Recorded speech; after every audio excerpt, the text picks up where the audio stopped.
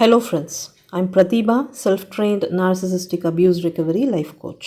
Narcissistic abuse பற்றின கன்ஃபியூஷன்ஸையும் டவுட்ஸையும் clarify பண்ணிக்கிறதுக்காகவும் ஹீலிங்காகவும் என்கிட்ட paid session attend பண்ணணும்னு நினைக்கிறவங்க ஸ்க்ரீனில் தெரிகிற இந்த வாட்ஸ்அப் நம்பருக்கு மெசேஜ் பண்ணுங்கள்.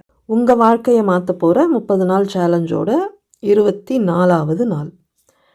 இவ்வளோ கஷ்டங்களையும் வேதனைகளையும் வலிகளையும் குழப்பங்களையும் தாண்டி உங்கள் லைஃப்பை பெட்டர் ஆக்கிறதுக்காக இன்றைக்கி நீங்கள் முயற்சி பண்ணிகிட்ருக்கீங்க. நீங்கள் இந்த இடத்த ரீச் பண்ணுறதுக்கு யார் காரணம்னு யோசித்து பார்த்துருக்கீங்களா?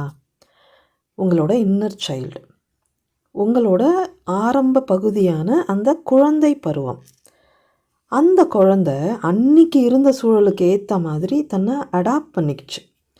அவ்வளோ பெயின்ஃபுல்லான என்விரான்மெண்ட்டில் இருந்தும் கூட அதோட இன்டெலிஜென்ஸை யூஸ் பண்ணி அதுக்கு தெரிஞ்ச வழியில் சர்வைவ் பண்ணிச்சு.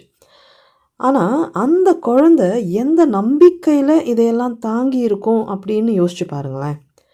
நான் வளர்ந்த பிறகு கண்டிப்பாக இந்த நரகத்திலேருந்து தப்பிச்சிடுவேன் அப்படிங்கிற அந்த நம்பிக்கையில் தானே அது எல்லாத்தையும் தாங்கியிருக்கு. ஆனால் இதில் ஒரு பெயின்ஃபுல்லான ட்ரூத் என்னென்னா, நீங்கள் அடல்ட் ஆன பிறகு உங்களோட அந்த ஸ்ட்ராங்கான வேர்ஷனை நீங்களே மறந்து போயிட்டீங்க.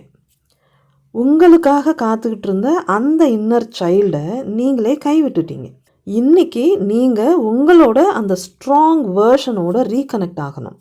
அதோட ஸ்ட்ரென்த்தை நீங்கள் ரியலைஸ் பண்ணணும். ஸோ உங்களோட இன்னர் சைல்டுக்கு, அந்த சமத்து குட்டிக்கு நீங்கள் ஒரு லெட்டர் எழுதணும். அதோட இன்னசென்ஸ், இன்டெலிஜென்ஸ், பெயின், கன்ஃபியூஷன், பயம், மென்டல் ஸ்ட்ரென்த் இது எல்லாத்தையும் அக்னாலஜ் பண்ணி ஒரு லெட்டர் எழுதுங்க. அதையெல்லாம் வேலிடேட் பண்ணுங்கள். இனிமே நீங்கள் உங்களோட அந்த இன்னர் சைல்டுக்கு என்னவா இருக்க போகிறீங்கன்னு எழுதுங்க. எப்படியெல்லாம் அதை பார்த்துக்க போகிறீங்கன்னு எழுதுங்க. அந்த குழந்தையோட இமோஷ்னல் வூன்ஸை ஹீல் பண்ணுறதுக்கு நீங்கள் எந்த அளவுக்கு சப்போர்ட்டிவாக இருக்க போகிறீங்கிறத எழுதுங்க. அந்த குழந்தையோட சேஃப்டிக்காக நீங்கள் எந்த எல்லை வரைக்கும் போவீங்கங்கிறத எழுதுங்க. எல்லாத்தையும் எழுதி முடிச்சுட்டு அந்த லெட்டரை ஒரு தடவை படித்து பாருங்கள். சேஃபாக எடுத்து வச்சுக்கோங்க. இந்த டாஸ்க்கை செஞ்சு முடிக்கும்போது சைக்கலாஜிக்கலாக உங்களுக்குள்ள ஒரு பெரிய டிரான்ஸ்ஃபர்மேஷன் நடக்கும். அதை நீங்களே ரியலைஸ் பண்ணுவீங்க. பத்திரமா இருங்க, பாதுகாப்பாக இருங்க, சந்தோஷமாக இருங்க. Bye friends.